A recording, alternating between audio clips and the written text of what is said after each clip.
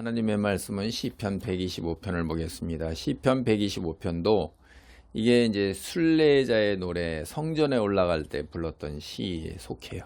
그래서 상황이 아무리 어려워도 주의 백성은 분명히 여호와의 보호 아래 있다. 현실이 그렇다 할지라도 분명히 여호와의 보호 아래 있다. 그래서 하나님이 거하시는 시온산이 어떤 상황, 폭풍우가 불어치는 산에도 전혀 변하지 않고 요동하지 않는 것처럼 주님의 보호 아래에 우리는 영원히 있을 것이다 라고 그러는 거예요. 그래서 1절로 2절은 내가 여호와를 의지한다 하는 그 신뢰를 선언하는 거예요.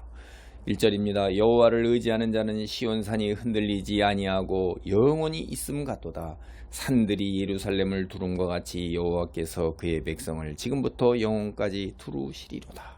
그러니까 여호와를 의지하는 사람은 어떠냐? 우리가 산이 흔들리지 않는 것처럼 그렇게 흔들리지 않는다.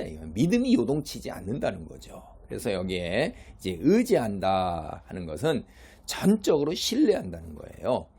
여러분, 하나님의 성전이 있는 시온산, 그러니까 시온 하면 하나님의 성전, 예루살렘 하면 성전, 성전 하면 하나님이 계신 곳, 천국, 가나안, 다 그게 같은 이게 뜻, 하나님이 계신다 하는 거예요. 하나님이 임재하여 계시는 곳이에요. 그걸 나타내는 게 성경의 문맥에서 거의 이렇게 같이 동일하게 사용됩니다. 영원한 거예요, 그거는. 그러니까 하나님이 영원하시기 때문에. 그러면 여호와를 의지하는 사람은 어때요? 마찬가지로 영원한 거예요. 시온은요, 영원할 뿐만 아니라 전지전능하신 하나님께서 완전하시단 말이에요. 시온은 완벽하고 영원한 것이에요. 그러니까 우리가 이 시온의 완벽함과 영원함을 노래했던 노래들이 시편에서는 46편, 48편, 76편, 84편, 87편, 122편이 있어요. 그래서 이거를 Songs of 시온 뭐 이렇게 갖고 시온을 향한 노래들이다. 이렇게 우리가 이런 걸 알면 이제 조금 더 뜻을 이해하는데 분명해지겠죠. 그래서 영원함과 완벽함이 하나님의 그 속성이, 그러니까 우리를 향한 언약이, 우리를 향한 인도와 보호하심이 얼마나 절대적이고 불변이고 그리고 마침내 궁극적으로 온전하게 이루어져요. 지금 당장은 현실적으로 어려울 수 있을지라도 하나님께서 허용하심으로 그럴 수 있다 손치더라도 우리는 시온산이 절대 사라지지 아니하고 흔들리지 아니하고 영원히 있음 같도다. 여호와를 의지하는 자는 그렇게 해야 되는 거예요. 여호와께서 시온에서 머물며 우리를 보호하시기 때문에. 그러니까 주님을 신뢰하는 사람은 어떻게 돼요? 흔들리지 않는 거예요. 어떤 고난과 역경이 와도 주님이 우리에게 선한 것으로 채우시고 궁극적 승리를 분명히 말씀하셨으니 하나님이 영원하시고 신실하신 분이니, 내 경험적으로 구약의 성경에서 신약의 성경에서 보면 하나님은 언제나 동일하시고 영원히 사랑을 베푸시며 마음을 활짝 열고 탕자가 돌아오기를 기다리는 그 아버지의 넓은 품처럼 늘 그러하시도다. 그걸 우리가 아는 거예요. 그런 경험 속에서, 신뢰 속에서 지금 현재 폭풍우가 휘몰아치지만은 세상이 하나도 남아있을 것이 없을 것 같은 이런 시련과 환난과 고통이지만은 지나가면 시온산이 그대로 여전히 제자리에 있는 것처럼 주님의 보호가 꼭 지켜줄 것이다. 그런 거예요. 산들이 예루살렘을 두름과 같이, 이 예루살렘은요 그냥 있는 게 아니라 높은 산, 더 높은 산들로 겹겹이 이렇게 둘러싸여 있어요. 병풍처럼 둘러싸이고 있어요. 그러니까 침략자들이 침략하기가 쉽지가 않은 거예요.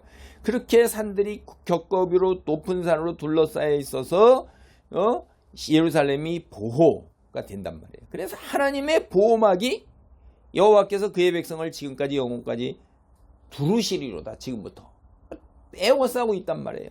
그러니까 주의 백성이 해를 두려워할 필요가 없는 거예요.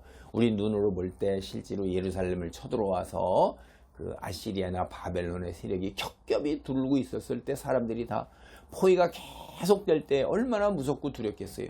우리가 살면서 인생에서 시련과 고통이 닥쳐오고 때로는 환난이 닥쳐오고 막 절망 속에서 소망이 전혀 없을 것 같고 하늘이 깜깜해질 것 같지만은, 그러나 눈으로 보이는 것이 전부가 아니라는 것이요. 세상을 다스리는 분이 누구세요?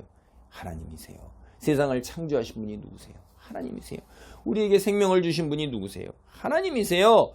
그러니까 하나님이신데 그분이 내가 믿는 하나님이에요. 나와 언약을 맺으신 하나님이세요. 그러니까 우리는 신뢰할 수 있는 거예요. 두르신다 이 말이에요. 지금 당장 눈으로 보이는 것, 그런 고통, 겪는 고통, 환난 속에 우리가 있을 수 있어요. 그러나 궁극적인 승리는 우리에게 있으므로 주의 백성은 해를 두려워할 것이 없다 하는 거예요. 그 다음에 이제 3절은 악인들을 심판하시는 하나님이란 말이에요. 악인의 규가 의인들의 땅에서는 그 권세를 누리지 못하리니 이는 의인들로 하여금 죄악의 손을 대지 아니하게 함이로다. 하나님은요, 의인을 보호하시는 분이세요. 그러니까 하나님은 악인들의 규, 의인이 사는 땅에서 권세를 누리지 못하게 하셔요. 그러니까 규라는 것은 홀이라고도 성경에는 나오는데 우리가 그렇게 번역도 하는데, 이 왕이 손에 들고 있는 거 있죠? 왕의 통치, 그 다음에 권세, 이걸 상징하는 거예요. 그래서 이 악인들이 주의 백성을 억압하고 심지어는 일부를 타국으로 끌고 가기도 해요. 시 124편 2절로 5절을 보면 이제 그런 이야기들이 나오는데, 타국으로 끌고 가고 신명기에서 이미 벌써 너희가 죄를 지을 땐 너희가 땅끝까지 이렇게 끌려가서 그런 데까지도 이방 알지도 못하는 곳으로 끌려가서 있지만은 여호와께서 너희가 회개하면 돌아오게 하신다 하셨단 말이에요. 그 소망을 갖고 그래서 그들이 이스라엘이 망했을 때 소망을 갖는 거죠. 이거 보세요. 하나님을 의지하고 신뢰하는 난 악인의 통치는 끝난다 이 말이에요. 여기 바벨론 포로에서도 계속 돌아오잖아요.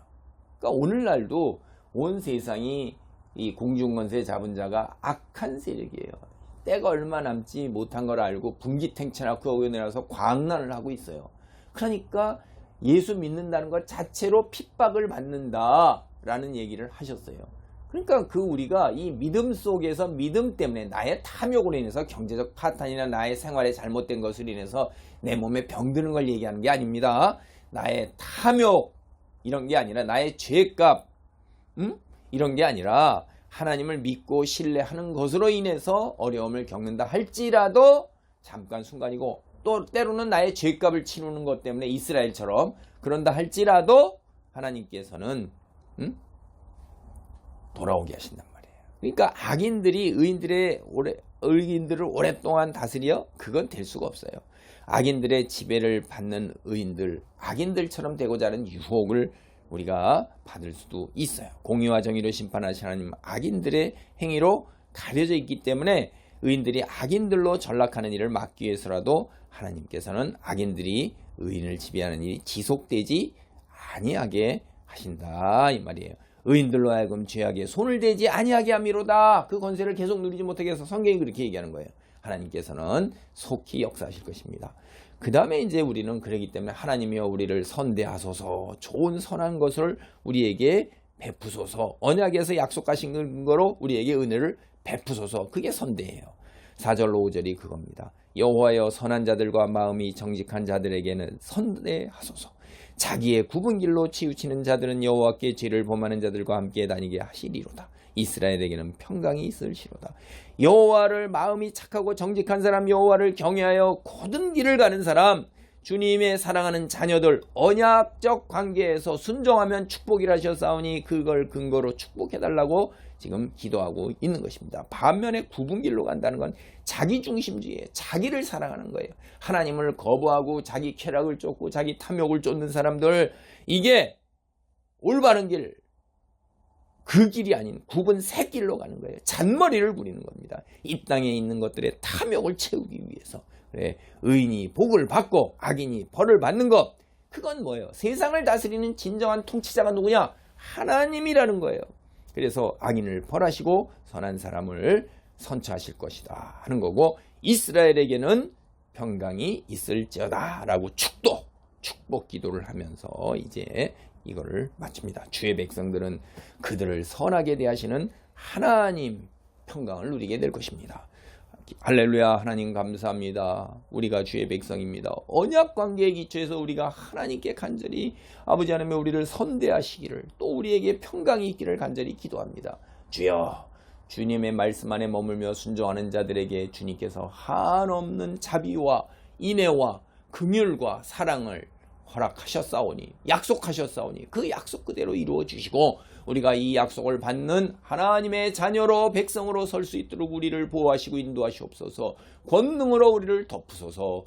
악인들의 깨와 계계가 다 허사가 되게 하시고 수포가 되게 하시고 주님의 무서운 진노의 심판으로 괴멸되기를 간절히 기도합니다. 마라난타 주 예수여 속히 오시옵소서. 예수님의 이름으로 기도하옵나이다. 아멘.